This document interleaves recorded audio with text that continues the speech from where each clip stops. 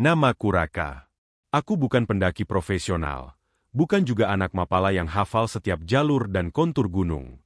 Aku cuma orang biasa yang, entah sejak kapan, menemukan ketenangan justru di tempat-tempat tinggi yang dingin dan sunyi. Gunung buatku bukan soal menaklukkan, bukan soal puncak atau foto, tapi soal menjauh. Menjauh dari suara kota, dari orang-orang, dari pikiran yang ribut di kepala sendiri. Malam itu seharusnya tidak terjadi. Setidaknya begitu yang kupikir sekarang, setelah semuanya berlalu dan bayangan-bayangan itu masih sesekali muncul di sudut mataku. Tapi waktu itu, keputusan terasa begitu sederhana. Hampir tengah malam, tas sudah siap, logistik cukup, dan perasaan sesak yang menumpuk selama berminggu-minggu terasa makin tak tertahankan. Gunung Merapi selalu jadi pilihanku. Bukan karena paling aman atau paling ramah, tapi karena ada sesuatu di sana yang selalu terasa, memanggil. Seperti tempat itu mengenalku lebih baik daripada manusia-manusia di sekitarku. Aku tahu aturannya. Aku tahu larangannya. Pendakian malam hari, sendirian pula, bukan ide yang bijak. Tapi seringkali, yang paling tidak bijak justru terasa paling jujur. Aku tidak memberitahu siapapun. Tidak pada teman, tidak pada keluarga. Ponselku setel senyap. Hanya GPS dan senter kepala yang menyala. Saat kakiku menginjak tanah jalur pendakian, jam di pergelangan tangan menunjukkan hampir pukul 12 malam. Awalnya semuanya terasa normal. Jalur itu sudah kukenal, meski biasanya ramai oleh pendaki siang hari. Sekarang, tidak ada satupun cahaya lain selain lampu di kepalaku. Tanah lembab, bebatuan kecil, dan akar-akar pohon menyembul seperti urat-urat tua. Angin dingin menyapu pelan, membawa aroma tanah basah dan dedaunan. Aku menarik napas panjang, mencoba menikmati momen itu. Sunyi, pikirku. Akhirnya sunyi. Tapi sunyi itu berbeda. Tidak ada suara jangkrik. Tidak ada dengungan serangga malam yang biasanya selalu setia menemani. Bahkan suara dedaunan yang bergesek pun terasa terlalu jarang. Langkah kakiku sendiri terdengar sangat jelas. Terlalu jelas. Seolah-olah setiap injakan menggema di ruang kosong yang tak terlihat. Rasanya seperti berjalan di dalam ruangan besar yang gelap, bukan di tengah hutan. Aku mencoba mengabaikannya. Alam punya caranya sendiri. Mungkin cuaca sedang berubah, atau mungkin memang kebetulan malam ini seperti ini. Aku terus melangkah, ritme napas teratur, senter menyorot jalur di depan. Beberapa kali aku berhenti, meneguk air, menenangkan detak jantung yang entah kenapa terasa sedikit lebih cepat dari biasanya. Sekitar 12 lewat, perasaan aneh itu mulai muncul. Bukan rasa takut yang tiba-tiba, tapi semacam keganjilan halus, seperti ada sesuatu yang tidak pas tapi sulit dijelaskan. Langkah kakiku masih terdengar jelas, tapi di sela-selanya, aku mulai menangkap bunyi lain. Bunyi yang ritmenya hampir sama. Seperti, langkah juga. Aku berhenti. Bunyi itu berhenti. Aku menahan napas, mendengarkan. Hanya ada angin tipis dan detak jantungku sendiri yang terasa berdentam di telinga. Setelah beberapa detik, aku menggeleng pelan. Pikiranmu terlalu liar, Raka. Aku melangkah lagi. Langkah itu kembali terdengar. Bukan tepat di belakangku, tapi tidak juga jauh. Seolah ada jarak tetap yang dijaga. Aku mencoba mempercepat langkah. Bunyi itu ikut mempercepat. Aku melambat. Dia melambat. Sinkron. Terlalu sinkron untuk disebut kebetulan. Aku berhenti lagi, kali ini lebih lama. Tanganku menggenggam tali ransel erat-erat. Keringat dingin mulai terasa di punggung, meski udara begitu menusuk. Aku memutar tubuh perlahan dan menyorotkan senter ke belakang. Jalur itu kosong. Benar-benar kosong. Cahaya senter menembus beberapa meter ke belakang, lalu ditelan gelap yang pekat. Pohon-pohon berdiri diam. Batangnya hitam, daunnya tak bergerak. Tidak ada manusia. Tidak ada bayangan yang bergerak. Tidak ada apa-apa. Cuma perasaan. Gumamku pelan, lebih untuk meyakinkan diri sendiri daripada siapapun. Aku memutuskan untuk terus berjalan. Berbalik arah terasa lebih menakutkan daripada maju. Setidaknya, kalau aku bergerak ke depan, ada tujuan. Beberapa ratus meter lagi, ada pos kecil tempat pendaki biasanya beristirahat. Aku menargetkan itu, mencoba fokus pada sesuatu yang nyata. Namun semakin aku berjalan, suasana justru terasa makin berat. Seolah-olah udara mengental, menekan dari segala arah. Lampu senterku kadang terasa redup, padahal baterainya masih baru. Bayangan pohon-pohon di kiri kanan jalur tampak memanjang aneh, seperti tangan-tangan kurus yang mencoba meraih. Dan langkah itu masih ada. Sekarang terdengar lebih jelas. Bukan hanya bunyi sepatu di tanah, tapi juga gesekan halus, seperti telapak kaki menyentuh tanah tanpa alas. Aku mulai merinding. Bulu kuduk berdiri, rasa dingin merambat dari tengkuk hingga tulang belakang. Aku tidak berani menoleh lagi. Ada ketakutan primitif yang menahanku. Ketakutan bahwa jika aku menoleh, aku akan melihat sesuatu yang seharusnya tidak kulihat. Aku mencoba bernapas teratur, menghitung langkah. 1, 2, 3. Tapi di antara hitunganku, selalu ada jeda kecil yang bukan milikku. Seperti ada hitungan lain yang menyelinap. Tiba-tiba, bau aneh tercium. Bukan bau bangkai, bukan juga bau belerang yang biasa di gunung ini. Bau itu lebih tua.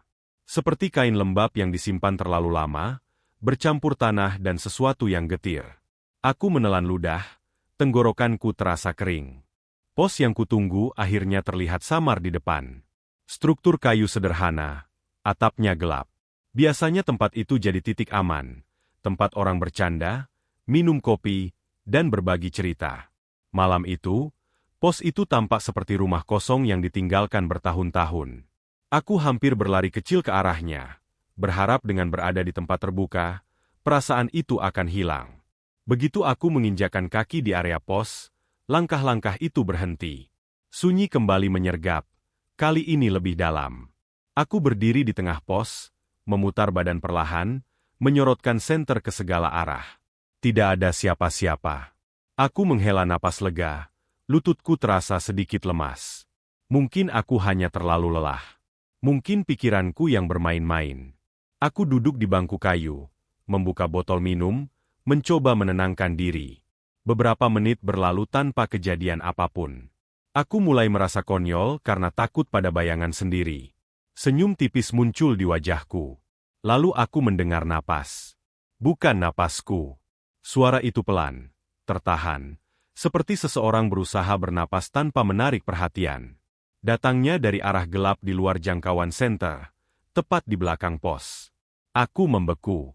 Seluruh tubuhku menegang, seolah satu gerakan kecil saja bisa memicu sesuatu yang buruk.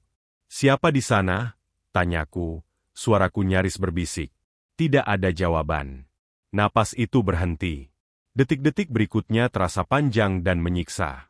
Aku berdiri perlahan, jantungku berdegup begitu keras sampai rasanya akan pecah. Dengan tangan gemetar, aku mengarahkan senter ke arah suara tadi. Cahaya menabrak dinding gelap hutan.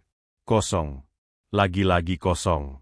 Tapi kali ini, perasaan yang muncul bukan lega, melainkan keyakinan mengerikan bahwa aku tidak sendirian. Bahwa sesuatu memilih untuk tidak terlihat. Aku menuruni bangku, berniat melanjutkan pendakian atau mungkin justru turun. Aku belum sempat memutuskan, ketika tiba-tiba, di sudut penglihatanku, ada sesuatu yang bergerak. Cepat. Terlalu cepat untuk ditangkap jelas. Refleks aku menoleh. Tidak ada apa-apa. Namun kali ini, aku tahu. Jalur di belakangku tidak hanya gelap. Ia terasa menunggu. Dan untuk pertama kalinya sejak aku menginjakan kaki di gunung itu malam ini, sebuah pikiran muncul dengan sangat jelas dan sangat dingin. Mungkin aku tidak sedang berjalan sendirian sejak awal. Aku memutuskan untuk terus naik. Bukan karena berani, tapi karena diam di satu tempat terasa jauh lebih berbahaya. Gunung itu sudah terasa asing, dan entah kenapa aku yakin bahwa berhenti terlalu lama hanya akan membuatku semakin terlihat. Pikiran itu absurd, tapi malam itu, banyak hal yang tidak lagi tunduk pada logika. Langkah kakiku kembali menyusuri jalur, meninggalkan pos yang terasa dingin dan tak ramah. Beberapa kali aku menoleh ke belakang, refleks semata, tapi selalu yang kutemui hanyalah gelap dan kabut tipis yang mulai merayap. Kabut itu datang pelan, nyaris tak terasa, seperti makhluk hidup yang mengendap-endap. Dalam hitungan menit, dunia di sekitarku berubah. Pohon-pohon yang tadinya jelas kini, hanya tampak sebagai siluet buram. Jalur di depan pun mulai menghilang, menyisakan tanah samar yang hanya bisa kuterka dengan cahaya senter. Semakin ke atas, kabut makin tebal. Udara terasa basah, dinginnya menempel di kulit seperti embun yang tak terlihat. Jarak pandangku menyempit drastis, mungkin hanya 2 atau 3 meter ke depan. Di luar itu, semuanya putih keabu-abuan, berputar-putar pelan. Suara langkah kakiku kini terdengar teredam, seolah tanah menyerap bunyinya. Anehnya, suara lain yang sebelumnya mengikutiku sudah tidak terdengar lagi. Ketidakhadirannya justru membuatku semakin gelisah. Aku berhenti sejenak, menyalakan ponsel hanya untuk melihat jam. Sinyal tidak ada. Jam menunjukkan hampir pukul 2 pagi. Waktu terasa berjalan aneh sejak tadi, seperti melambat lalu tiba-tiba meloncat. Aku menyimpan kembali ponsel, lalu mengusap wajahku. Nafasku membentuk uap tipis yang segera lenyap di telan kabut. Saat itulah aku melihatnya. Awalnya kupikir mataku berhalusinasi. Di balik kabut, sedikit ke kiri dari jalur utama, ada cahaya temaram. Sangat samar, hampir menyatu dengan kabut, tapi jelas bukan pantulan senterku. Cahayanya kekuningan, hangat, berkelip pelan seperti lampu minyak atau bohlam tua. Tidak statis, tapi juga tidak bergerak bebas. Seolah menggantung di satu titik. Aku memicingkan mata, mencoba memastikan. Jantungku berdetak lebih cepat. Di gunung, cahaya di malam hari hampir selalu berarti manusia. Pendaki lain, petugas, atau mungkin warga yang tersesat. Logika itu muncul otomatis, seperti pegangan terakhir agar pikiranku tidak terjun bebas ke jurang ketakutan. Pendaki lain, kali, gumamku dalam hati. Meski ada perasaan tidak enak yang menggelitik di perut, rasa penasaran menang. Aku menggeser arah langkah, mendekati sumber cahaya itu. Setiap langkah terasa berat, bukan hanya karena medan, tapi karena ada dorongan kuat untuk berbalik arah. Namun kakiku tetap melangkah, seperti sudah memilih sendiri. Semakin dekat, cahaya itu tidak menjadi lebih terang seperti yang seharusnya. Ia tetap temaram, tetap berkelip lembut, seolah sengaja menjaga jarak. Kabut di sekitarnya terlihat lebih tipis, seperti terdorong menjauh, membentuk ruang kecil di mana cahaya itu berada. Dan perlahan, bentuk-bentuk mulai muncul. Bukan tenda, bukan pos, bukan api unggun. Aku berhenti total. Di tengah jalur pendakian, di ketinggian yang seharusnya hanya ada batu, tanah, dan pohon, berdiri sesuatu yang sama sekali tidak masuk akal. Ada lapak-lapak kayu. Bukan satu. Banyak. Berjajar rapi di kanan kiri jalur, membentuk lorong sempit seperti pasar tradisional. Kayunya tampak tua, gelap, seolah sudah puluhan tahun berdiri di sana. Di atasnya, lampu-lampu kecil bergelantungan, itulah sumber cahaya kekuningan yang tadi kulihat. Lampu-lampu itu berayun pelan, padahal tidak ada angin yang cukup kuat untuk menggerakkannya. Aku merasa kakiku kehilangan tenaga. Di sana ada orang-orang. Duduk di balik lapak, berdiri di sampingnya, ada juga yang jongkok. Mereka mengenakan pakaian beragam, tapi semuanya terlihat aneh. Beberapa seperti memakai baju tradisional yang sudah tidak pernah kulihat dipakai orang zaman sekarang. Kainnya kusam, warnanya pudar. Ada yang pakai ikat kepala, ada yang pakai kebaya tua, ada juga yang bajunya mirip seragam pasar zaman dulu. Yang paling mengganggu bukan penampilan mereka, tapi sikap mereka. Tidak ada suara, tidak ada obrolan, tidak ada tawar-menawar, tidak ada tawa, tidak ada keluhan. Pasar itu hidup secara visual, penuh aktivitas diam, tapi sunyinya menusuk telinga. Bahkan langkah kakiku sendiri terasa terlalu keras saat tanpa sadar aku melangkah setapak ke depan. Beberapa orang memegang barang dagangan. Sayuran yang tampak segar tapi warnanya terlalu pucat. Buah-buahan yang bentuknya normal tapi aromanya tidak tercium sama sekali. Ada lapak yang menjual kain, ada yang menjual peralatan dapur, bahkan ada yang tampak seperti menjual jajanan pasar.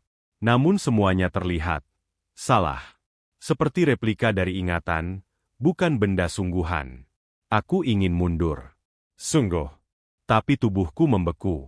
Beberapa dari mereka menoleh ke arahku. Gerakannya serempak, hampir bersamaan, seperti di komando. Wajah-wajah itu kosong. Mata mereka terbuka, menatap lurus ke arahku, tapi tidak ada ekspresi. Tidak ada senyum, tidak ada kerutan, tidak ada rasa ingin tahu. Hanya tatapan datar yang membuat dadaku sesak. Aku menelan ludah. Tenggorokanku terasa kering seperti pasir. Permisi, suaraku keluar kecil, nyaris tidak terdengar. Tidak ada yang menjawab. Aku melangkah lagi, sangat pelan, mencoba melewati lorong pasar itu. Logikaku mengatakan bahwa ini tidak mungkin nyata. Ini pasti halusinasi, efek kelelahan, kurang tidur, atau mungkin gas alam dari perut gunung. Tapi setiap inderaku mengatakan sebaliknya. Tanah di bawah kakiku nyata. Udara dingin nyata. Dan tatapan mereka terlalu nyata. Saat aku melewati lapak pertama, aku mencium bau samar.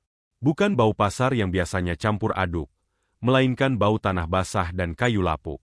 Seperti rumah tua yang lama ditinggalkan. Lampu-lampu di atas kepalaku berkelip sedikit lebih cepat saat aku lewat. Cahayanya memantul di wajah-wajah diam itu, membuat bayangan aneh di mata mereka.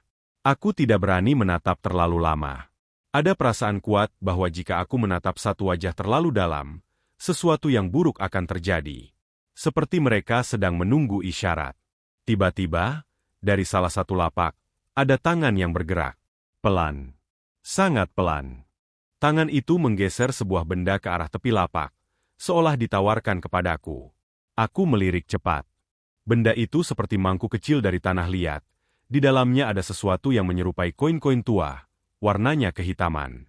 Aku menggeleng cepat. Gak, makasih, kataku terbata. Tangan itu berhenti. Lalu perlahan ditarik kembali. Aku mempercepat langkah. Jantungku berdegup tak karuan.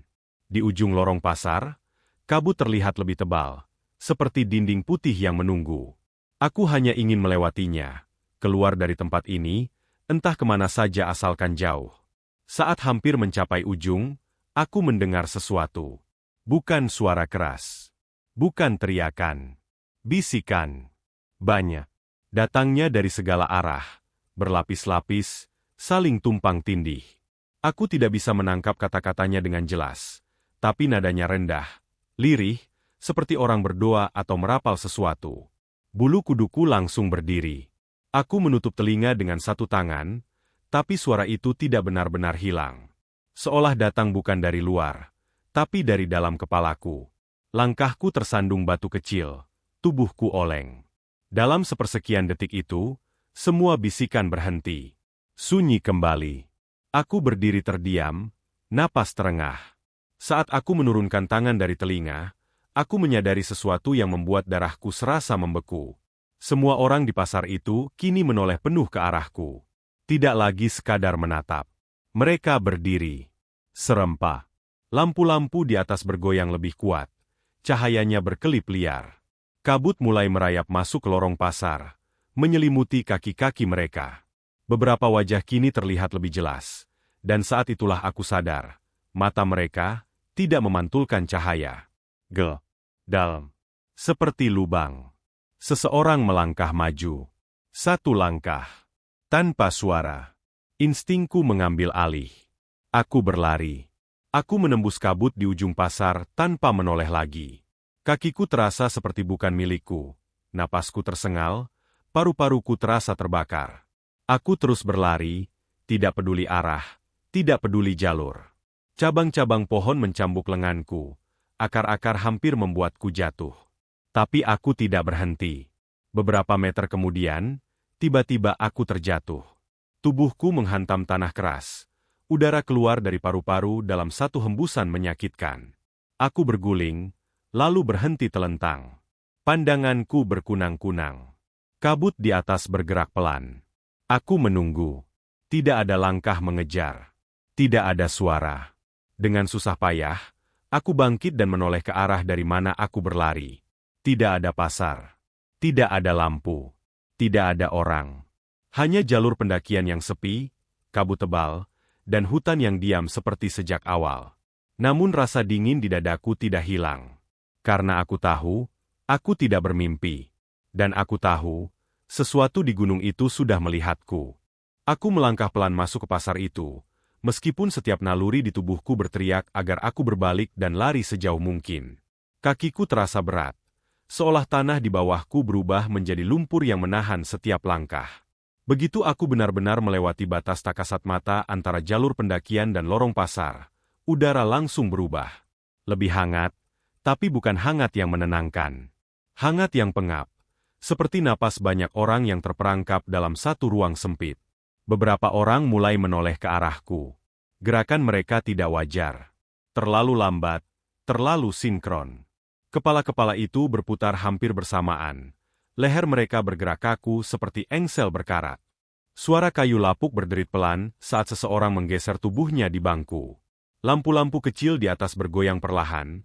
Cahayanya memantul di wajah-wajah yang kini menghadap lurus ke arahku. Dan saat itulah aku benar-benar melihat mereka. Wajah-wajah itu salah. Ada seorang bapak tua dengan kulit pucat keabu-abuan, seperti mayat yang terlalu lama terendam air. Pembuluh darah tipis terlihat jelas di pelipisnya, tapi tidak ada denyut. Matanya terbuka lebar, terlalu lebar, tanpa kedipan, seolah lupa bagaimana caranya menutup. Di sebelahnya, seorang lelaki muda tersenyum, tapi senyumnya terlalu lebar, membentang sampai hampir menyentuh telinga. Bibirnya tipis, tertarik kuat ke atas, memperlihatkan gigi-gigi yang rapi tapi kusam, seperti gigi palsu yang lama tak dipakai. Aku menelan ludah. Ada juga seorang perempuan dengan kerudung lusuh, wajahnya tampak normal sekilas. Tapi saat aku menatap lebih lama, aku sadar ada yang hilang. Putih matanya. Seluruh bola matanya hitam legam, menyerap cahaya lampu tanpa pantulan sedikitpun. Saat dia menggerakkan matanya, rasa dingin menjalar dari perutku ke tengkuk. Aku mencoba untuk tidak menatap siapapun terlalu lama. Katanya, menatap terlalu lama adalah undangan. Undangan untuk diperhatikan balik.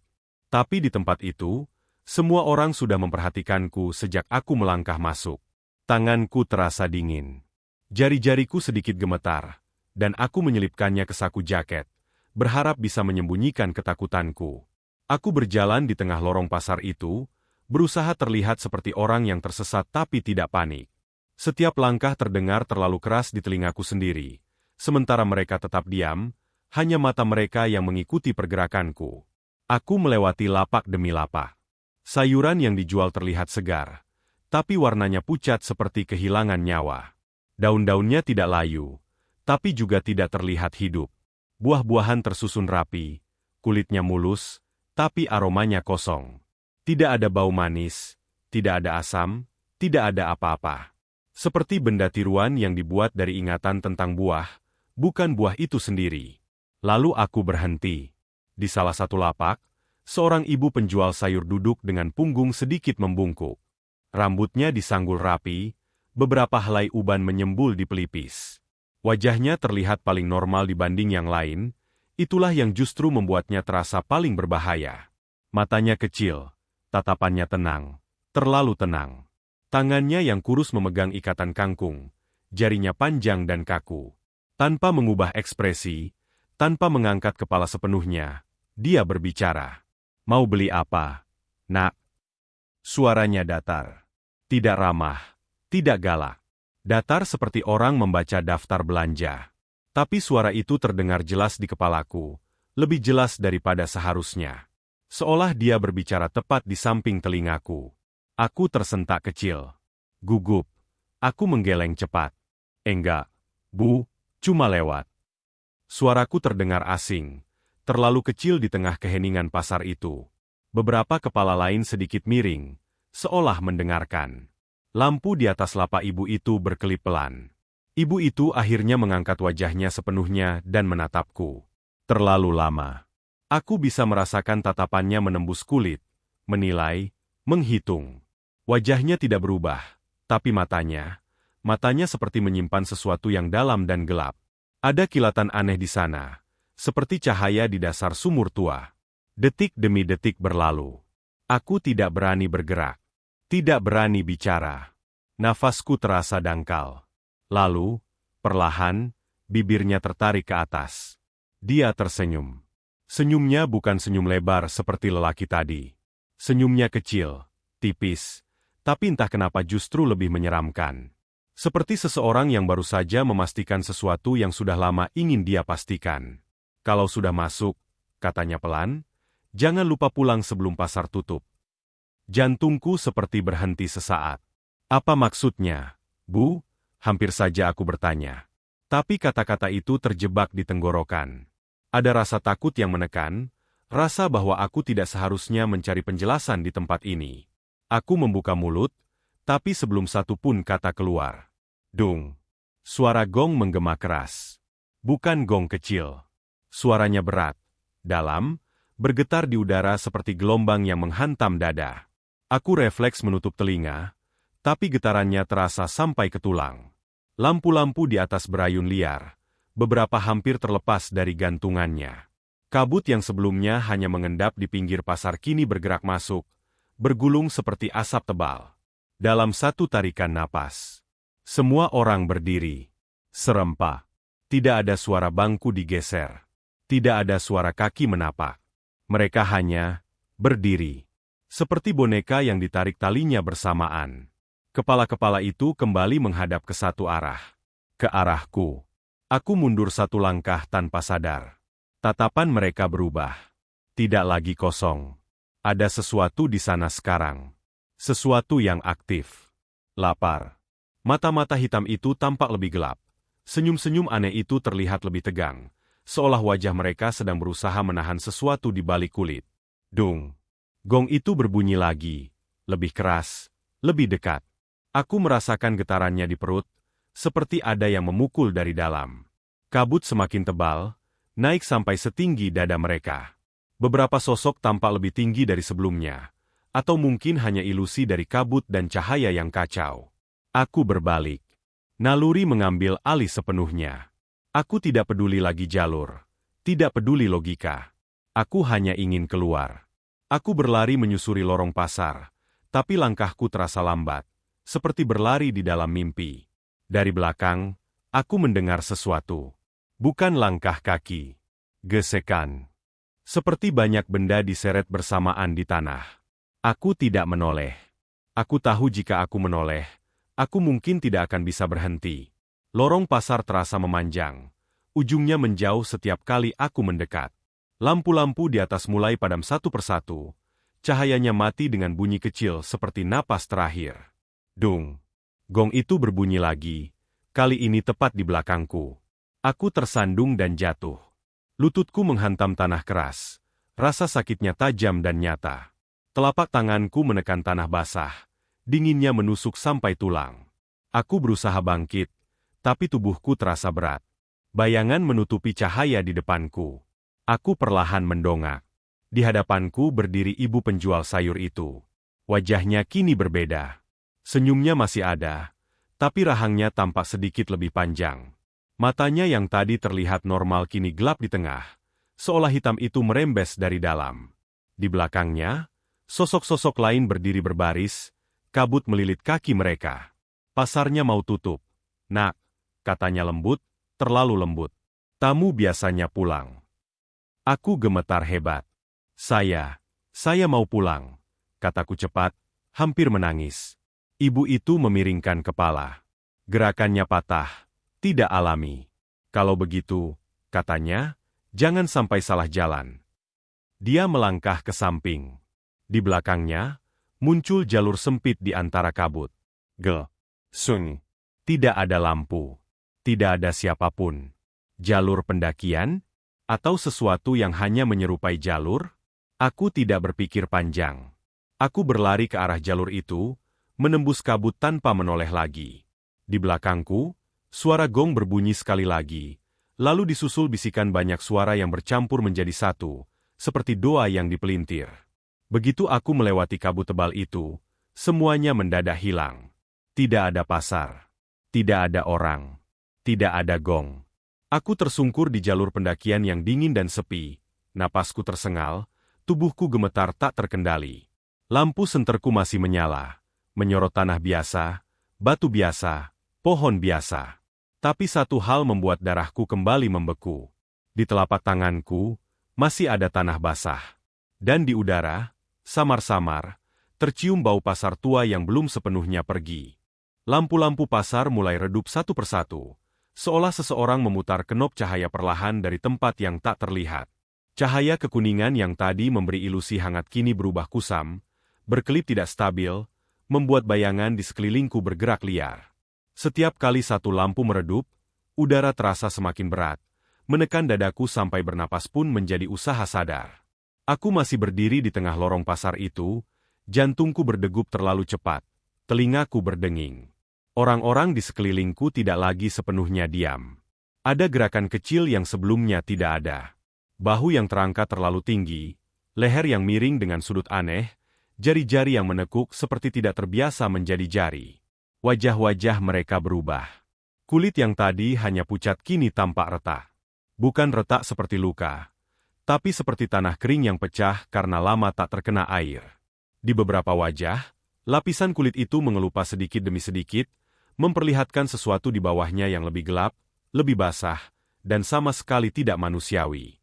Bau aneh mulai tercium, campuran antara tanah lembab, besi tua, dan sesuatu yang amis.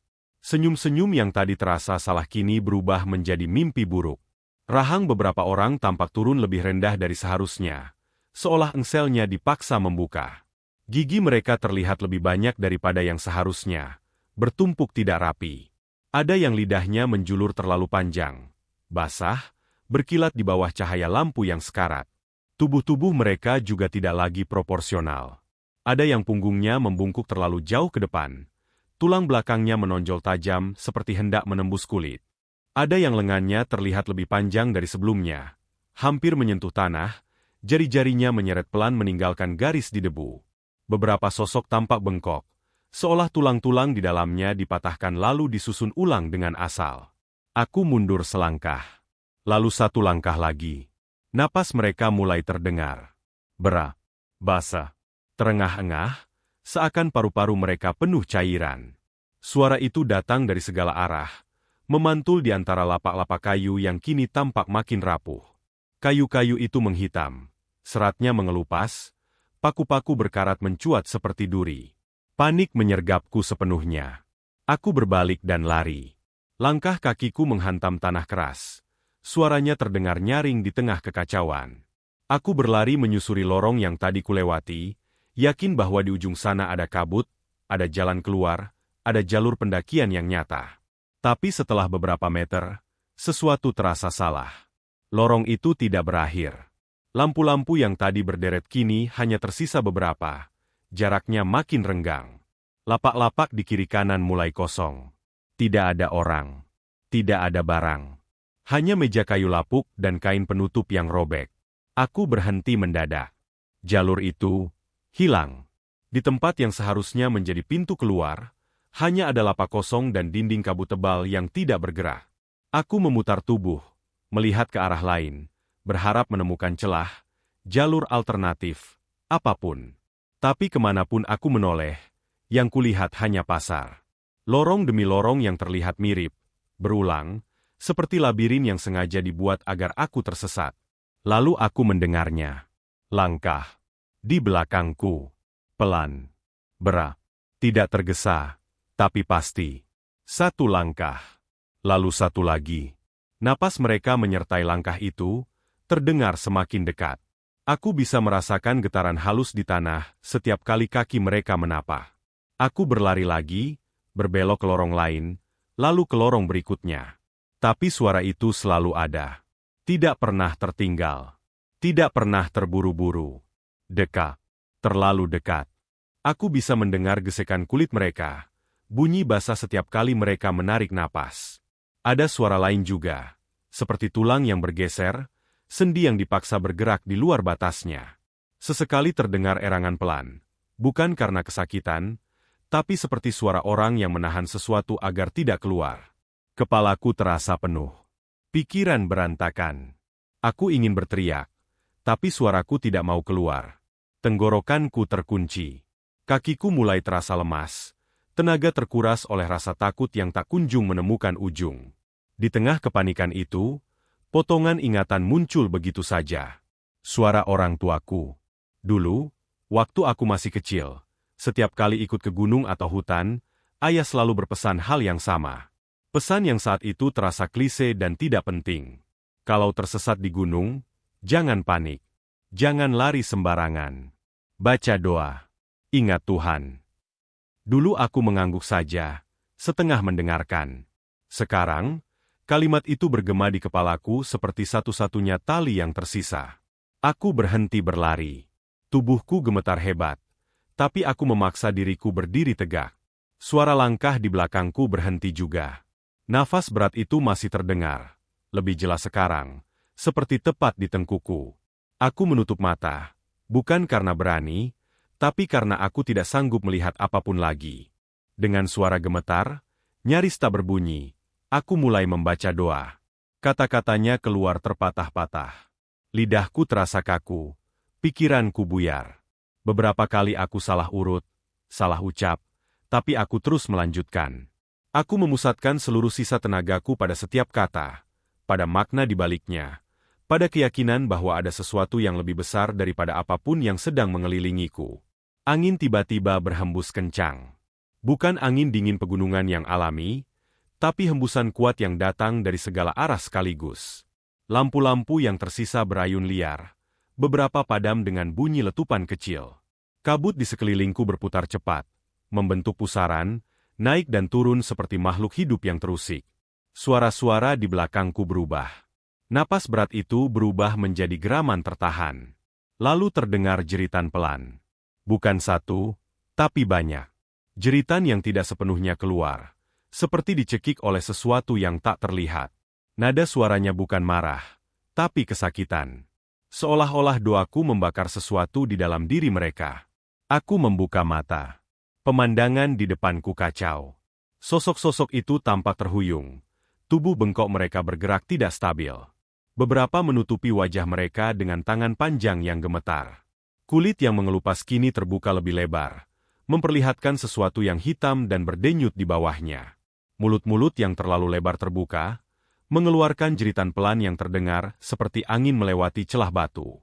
Lapak-lapak kayu bergetar, beberapa roboh dengan bunyi retak keras. Kain-kain penutup berkibar liar, lalu terlepas dan menghilang di telan kabut.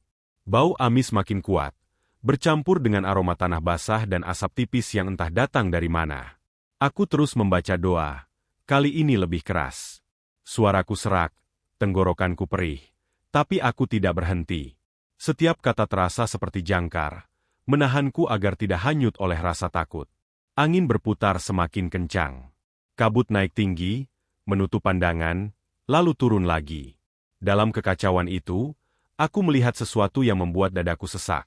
Wajah ibu penjual sayur itu. Dia berdiri tidak jauh dariku. Tubuhnya kini miring tidak wajar. Kepalanya hampir menyentuh bahu. Senyumnya masih ada, tapi kini retak. Seolah dipaksa bertahan di wajah yang tidak lagi bisa menahannya. Belum, waktunya. Suaranya terdengar terputus-putus, seperti datang dari dalam air. Aku tidak menjawab. Aku hanya terus membaca doa, memejamkan mata kembali. Tiba-tiba, tanah di bawah kakiku terasa goyah. Seperti ada yang ditarik dari bawah. Aku kehilangan keseimbangan. Dunia terasa berputar cepat. Angin, suara jeritan, bau busuk, semuanya bercampur jadi satu. Kakiku terpeleset, dan sebelum aku sempat meraih apapun, aku terjatuh. Tubuhku melayang sesaat, lalu menghantam sesuatu yang keras. Rasa sakit menjalar cepat, menghabisi napasku dalam satu hentakan. Pandanganku gelap, hanya ada kilatan cahaya putih sesaat sebelum semuanya benar-benar hilang. Dan di detik terakhir sebelum kesadaranku lenyap, aku masih bisa mendengar satu hal. Suara pasar itu menutup. Dengan bunyi yang berat dan dalam, seperti pintu besar yang dikunci dari dalam. Aku terbangun dengan kepala berdenyut hebat, seolah ada palu yang dipukulkan perlahan tapi terus-menerus dari dalam tengkorakku. Mataku terasa berat. Kelopaknya seperti direkatkan oleh sesuatu yang lengket. Saat akhirnya aku berhasil membukanya, cahaya terang langsung menyilaukan, memaksaku memejam lagi sambil mengerang pelan. Udara terasa hangat.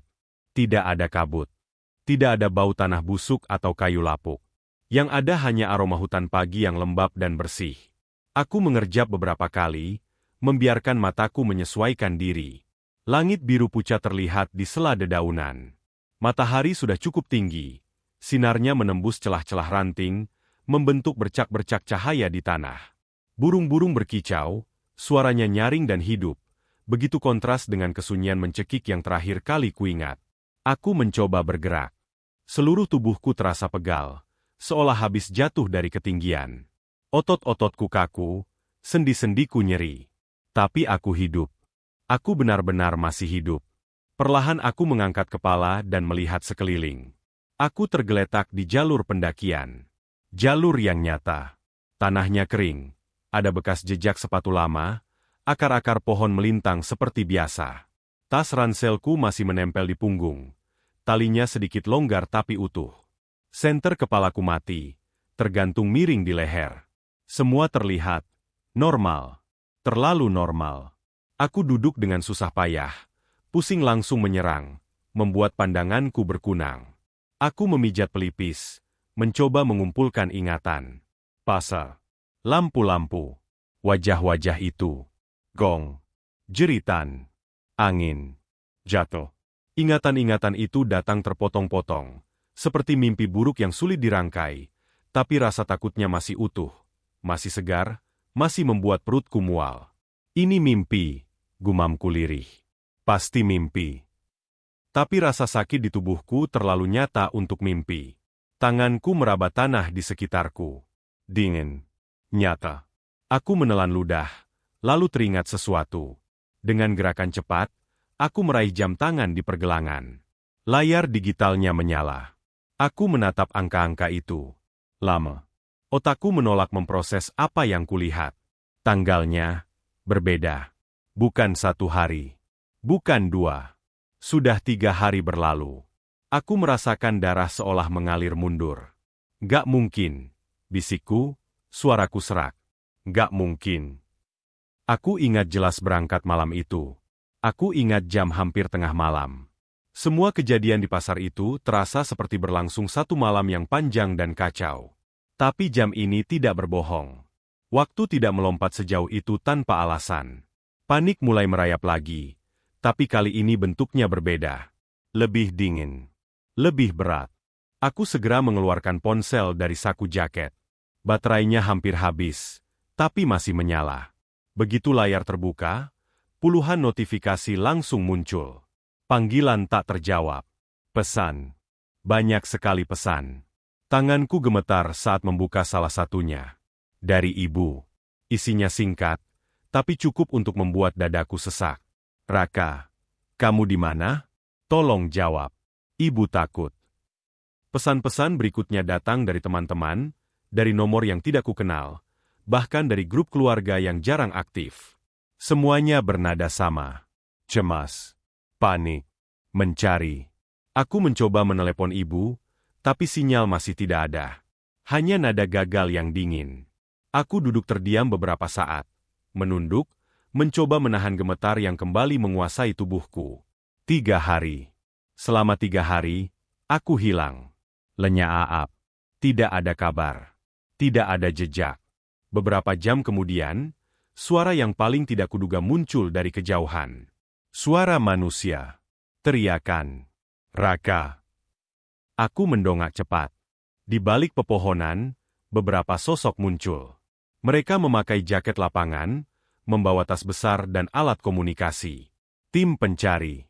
Saat mereka melihatku duduk di jalur, mata mereka membelalak. Ekspresi lega bercampur tidak percaya. Dia di sini, teriak salah satu dari mereka. Aku hampir menangis saat mereka mendekat.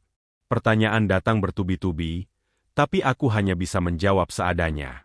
Kepalaku masih terlalu penuh. Mereka memberiku air, membantuku berdiri, memeriksa kondisiku. Salah satu dari mereka, pria parubaya dengan wajah keras karena sering terpapar matahari, menatapku lama. Kamu sadar di mana kamu ditemukan? Tanyanya. Aku menggeleng pelan. Di jalur pendakian. Dia bertukar pandang dengan rekan-rekannya. Ada sesuatu di tatapan mereka yang membuat jantungku kembali berdebar tidak nyaman. Kamu ditemukan di jalur lama, katanya akhirnya. Jalur yang sudah lama ditutup. Kenapa? Tanyaku lirih. Dia menghela napas, seolah menimbang-nimbang. Karena sering kejadian aneh. Pendaki kesurupan. Hilang arah. Ada yang bilang lihat hal-hal yang gak seharusnya ada. Kata-katanya seperti palu yang memukul tepat ke ingatan terburukku. Pasa. Aku tidak berkata apa-apa lagi. Sepanjang perjalanan turun, aku lebih banyak diam. Tubuhku bergerak mengikuti arahan, tapi pikiranku masih tertinggal di tempat itu. Setiap kali angin bertiup sedikit lebih kencang, setiap kali bayangan bergerak di sudut mata, aku refleks menegang. Di pos bawah, keluargaku sudah menunggu. Ibuku langsung memelukku sambil menangis. Tangannya gemetar hebat. Ayah hanya berdiri di belakangnya. Matanya merah, rahangnya mengeras seolah menahan emosi yang terlalu besar. Aku ingin minta maaf, tapi kata-kata terasa tidak cukup. Bagaimana menjelaskan 3 hari yang hilang? Bagaimana menjelaskan pasar yang tidak seharusnya ada? Aku tidak menjelaskan apa-apa. Tidak saat itu. Tidak sepenuhnya. Hari-hari berikutnya berlalu dengan aneh. Tubuhku pulih, tapi pikiranku tidak. Setiap kali memejamkan mata, bayangan lampu kekuningan itu muncul. Wajah-wajah yang mengelupas. Senyum yang terlalu lebar. Ibu penjual sayur dengan tatapan yang tahu terlalu banyak. Aku mencoba meyakinkan diri bahwa itu semua hanya halusinasi karena kelelahan dan hipotermia ringan. Dokter mengatakan aku dehidrasi dan kelelahan. Mungkin sempat pingsan. Penjelasan medis yang masuk akal. Tapi penjelasan itu tidak bisa menghapus satu fakta kecil yang terus menghantuiku. Aku tidak mungkin bertahan hidup sendirian selama 3 hari tanpa air dan makanan tambahan. Sejak kejadian itu, aku tidak pernah naik gunung lagi. Bahkan sekadar mendengar kata pendakian membuat perutku mengencang. Aku menjual sebagian perlengkapanku. Sisanya kusimpan di gudang, terkunci rapat, seolah dengan begitu aku bisa mengunci kenangan itu juga. Hidup kembali berjalan, tapi tidak pernah benar-benar sama. Dan malam hari adalah yang paling sulit. Saat rumah sudah sunyi, saat lampu kamar redup, saat suara kota mereda, telingaku kadang menangkap sesuatu. Suara yang tidak berasal dari luar. Bukan dari televisi. Bukan dari ponsel. Suara itu datang pelan. Tapi jelas. Dung. Getarannya terasa di dada, seperti gema dari tempat yang sangat jauh, atau sangat dekat. Aku akan terdiam, napasku tertahan, menunggu suara itu hilang. Kadang hanya sekali, kadang 2 kali. Tidak pernah berulang-ulang, tapi cukup untuk mengingatkanku. Mengingatkanku bahwa apapun yang kutemui di gunung itu tidak sepenuhnya melepaskanku. Ada malam-malam tertentu, ketika aku terbangun dengan keringat dingin, dan dalam setengah sadar aku bisa mencium bau kayu lapuk dan tanah basah. Ada malam-malam ketika aku bermimpi berjalan di lorong sempit, lampu-lampu kecil bergelantungan di atas, dan suara bisikan mengalun seperti doa yang salah. Aku tidak pernah kembali ke Merapi. Tidak pernah mendekati gunung manapun. Tapi jauh di dalam hati, ada keyakinan yang tidak ingin kuakui dengan suara keras. Pasar itu tidak menghilang. Ia hanya menutup lapaknya. Dan kadang, di antara sadar dan tidur, aku merasa seolah ada sesuatu yang berdiri di ambang kesadaranku, menunggu dengan sabar, dengan senyum tipis yang tidak pernah benar-benar hilang. Seakan-akan, pasar itu masih menungguku kembali.